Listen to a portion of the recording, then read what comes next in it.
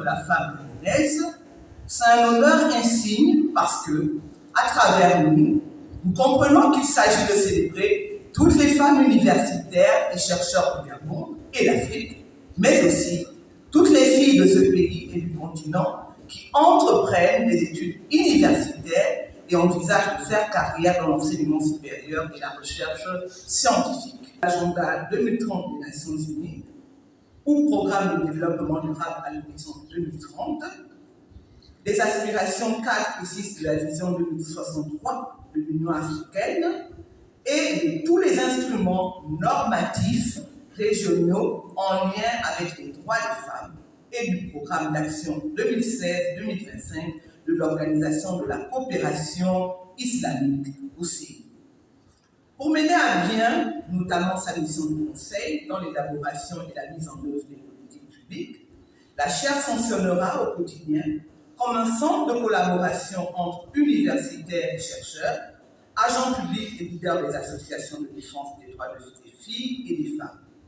La promotion des droits des filles et des femmes pour la construction de sociétés égalitaires et pacifiques dans les États membres de l'UNESCO en général, et dans ceux appartenant à la région Afrique en particulier, ne peut être que nécessairement la conséquence de l'élaboration et de la mise en œuvre de politiques publiques efficaces. Le lancement de la chaire ICESCO d'enseignement et recherche universitaire portant sur le thème femmes, filles et société. Comme vous le savez, la femme est le socle des sociétés humaines, car elle joue un rôle crucial dans l'éducation de base des citoyens, mais aussi dans le développement économique, social, culturel, environnemental et scientifique de chaque pays. Selon les données statistiques de l'ONU Population, les femmes représentent aujourd'hui au Gabon près de 50% de la population totale, avec notamment une forte proportion de filles, c'est-à-dire des jeunes ayant moins de 20 ans, qui représentent à elles seules près de 40% de la population féminine. Donc, une population féminine extrêmement jeune et dont il nous faut comprendre les mutations et dynamiques sociales afin de prendre en compte dans les politiques publiques de notre pays leur aspiration au bien-être.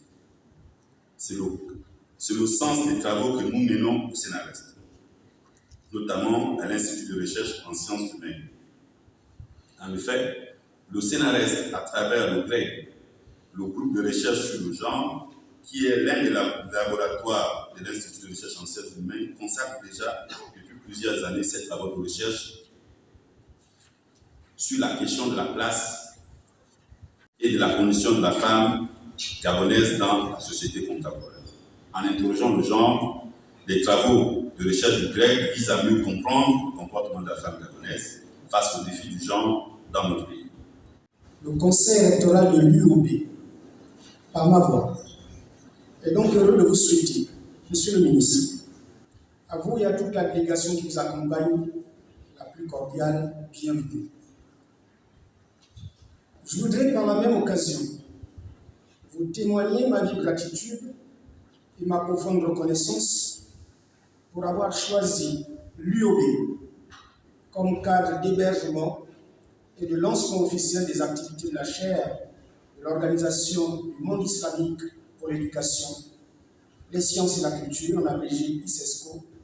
intitulée « Femmes, filles et société ». Il s'agit là de la 4e chaire que va abriter l'UOB après la réhabilitation de la chaire UNESCO en sciences sociales, développement social et démocratie, la chaire CEMAC environnement et développement durable et la chaire UNESCO Bantoufonie, même si l'on peut regretter la fermeture de la chaire UNESCO en interculturalité. Sans que l'on se rende compte, lentement certes, mais sûrement, de manière méthodique et raisonnée, l'UOB est en train de se transformer à travers le renforcement de la coopération universitaire internationale dans les domaines de la formation, de la recherche scientifique et ses applications. Cette noble cause est fortement partagée par Mme Sylvia Bongo Ondima, première dame du Gabon, dont l'engagement constant en faveur de l'amélioration de la condition des femmes dans notre pays n'est plus à démontrer.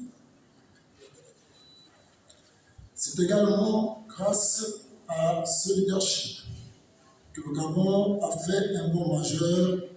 dans son placement mondial. En effet, depuis 2021, comme vous le savez,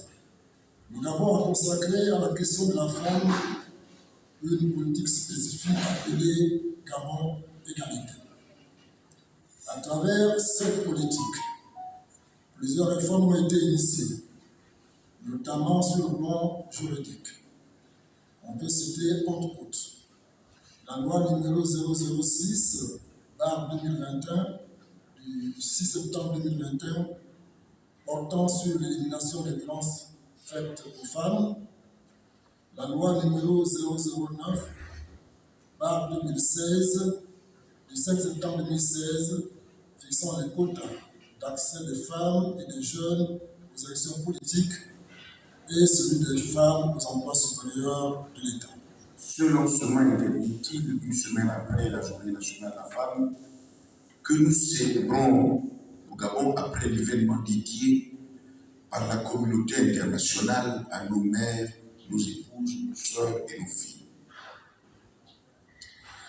C'est le signe du grand intérêt que portent les plus hautes autorités de notre pays, en tête desquelles le président de la République, chef de l'État, son Excellence Ali Bongo Ondimba, à la place de la femme dans la société. Cette dynamique porte ses fruits, puisque le dernier classement de la Banque mondiale sur la promotion des droits de la femme et la réduction des inégalités situe notre pays au premier rang africain, au 25e rang mondial. Le président de la République nous a instruit de faire en sorte que le Gabon intègre le top 10 mondial. C'est déjà bien donc à point nommé pour atteindre cet objectif. Et c'est l'occasion de saluer l'implication de la première dame qui, dans le cadre de sa fondation et en partenariat avec le gouvernement, a initié le programme Gabon Égalité avec pour ambition notamment la réduction des inégalités hommes-femmes. Et ce programme, ça a été rappelé par le ministère de la Justice, a justement permis à notre pays de faire ce saut qualitatif prodigieux pour être aujourd'hui le premier pays africain dans la réduction des inégalités hommes-femmes.